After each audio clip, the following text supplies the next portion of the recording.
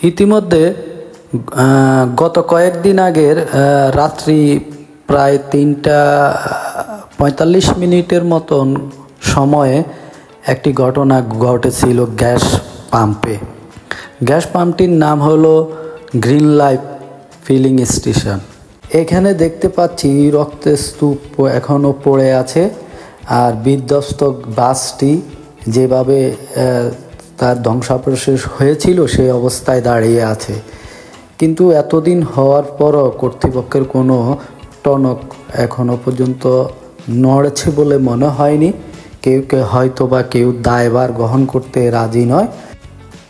যেহেতু কেউই তার দায়ভার গ্রহণ করতে রাজি নয়, সেই কারণে জেলা প্রশাসকের আজ্ঞা খোলার পক্ষে ছিল না, এখনও বন্ধ অবস্থায় পড়ে আছে, যেটা জনজীবনের জন্য সুখকর।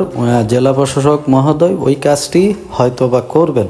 কিন্তু প্রশ্নটি হলো, এখন বন্ধ হয়ে থাকার কারণে সিএনজি বলেন, বাস বলেন, যেগুলো গ্যাস নিতে হয়, এদের জন্য একটি মারাত্মক একটা সমস্যার সৃষ্টি হচ্ছে, যার কারণে আপনার জনজীবনও খুব দুর্ভোগ নেমে আসছে। কবে যে আমরা সেই দুর্ভোগ থেকে মুক্তি পাবো সেই অপেক্ষায় আছি। আশা রাখছি খুব দ্রুতই ড্রাইভারগণ গ্যাস সংগ্রহ করতে সক্ষম হবে। ঘটনাস্থল পরিদর্শনকালে যেটি দেখলাম তারই চিত্রপট আপনাদের সম্মুখে তুলে ধরলাম। চিত্রপট গ্রহণে আমি শ্যামল কর্মকার, ফ্রম লক্ষ্মীপুর জেলা, বাংলাদেশ।